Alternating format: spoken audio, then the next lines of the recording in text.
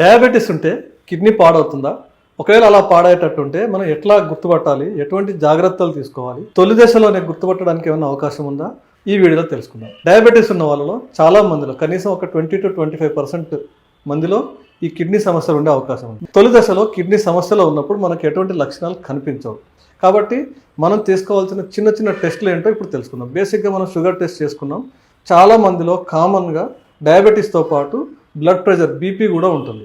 ఎప్పుడైతే బీపీ ఎక్కువ అవుతుందో మీకు షుగర్ నార్మల్ ఉన్నా కూడా కిడ్నీ డ్యామేజ్ అయ్యే అవకాశాలు ఉంటుంది. బీపీ ఎక్కువ అవటం వల్ల కూడా వాళ్ళకి కిడ్నీ డ్యామేజ్ అవుతుంది. వీటిని మనం డయాగ్నోజ్ చేయడానికి చాలా మంది, మీకు అందరికీ తెలిసిందే, సీరం క్రియాటినిన్ అనే ఒక బ్లడ్ టెస్ట్ చేస్తారు. ఈ సీరం క్రియాటినిన్లో ఉన్న ఇబ్బంది ఏంటంటే మీ కిడ్నీ డ్యామేజ్ అయిన తర్వాత దాని లెవెల్స్ పెరగడం మిమ్మల్ని సూచిస్తాయి.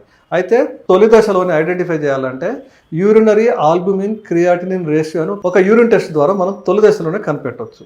ఇదేంటంటే కిడ్నీ ఫెయిల్ అవుతున్నట్టు, కిడ్నీ సమస్యలో ఉన్న తొలి నాళ్ళలోనే ఈ టెస్ట్ ద్వారా మనం ఐడెంటిఫై చేయొచ్చు.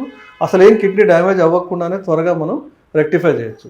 ఇలా డాక్టర్లు చేసే పని డాక్టర్లు చేస్తూనే మీరు చేయాల్సిన పని ఏంటంటే వాళ్ళు ప్రిస్క్రైబ్ చేసిన టెస్టులు కానీ మందులు కానీ టైం టు టైం చేసుకోండి. దాంతోపాటు మీరు కొన్ని విషయాలు జాగ్రత్త పడాలి. మొట్టమొదటిది ఏంటంటే సాల్ట్ ఇంటేక్ తక్కువ చేసుకోవాలి. ఆ సాల్ట్ ఇంటేక్ ఎందుకు అంటే 3-5 గ్రాములు పర్ డే కంటే ఎక్కువ సాల్ట్ తీసుకోకూడదు. ఎందుకంటే మీరు సాల్ట్ ఎక్కువ తీసుకుంటే వాటర్ రిటెన్షన్ ఎక్కువ అవుతుంది, కిడ్నీ పైన లోడ్ ఎక్కువ అవుతుంది. అలాగే మీరు తీసుకునే వాటర్ తగ్గించి తీసుకోవాలి. అందుకని మీరు దాహం వేసినా కూడా తీసుకోవద్దని కాదు, కానీ ఇనీషియల్ స్టేజెస్లో మీరు కిడ్నీ పైన లోడ్ పడకుండా ఉండాలంటే మీరు కన్జ్యూమ్ చేసే వాటర్ తక్కువ ఉండాలి. వాటర్ అంటే కేవలం వాటరే కాదు, మీరు తీసుకునే ఎలాంటి లిక్విడ్ అయినా, ఉదాహరణ మీరు కాఫీ తీసుకున్నా, లేదు మీరు పప్పులో, సాంబార్లో, మజ్జిగలో, ఇలా ఎలాగైనా మీరు వాటర్ కంటెంట్ తగ్గించి తీసుకోవాలి. ఫ్రూట్ జ్యూసెస్ అసలు తీసుకోకూడదు, ఎటువంటి ఫ్రూట్ అయినా సరే.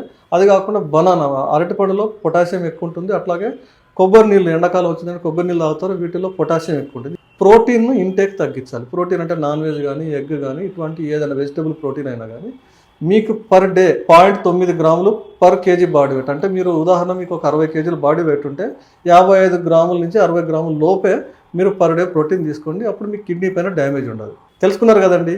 మీరు ఎప్పుడైనా ఈ టెస్టులు చేశారా? చేస్తే మీ వాల్యూస్ ఎంత వచ్చినాయి కామెంట్ సెక్షన్లో రాయండి. మరో మంచి వీడియోతో మళ్ళీ కలుద్దాం. నమస్తే.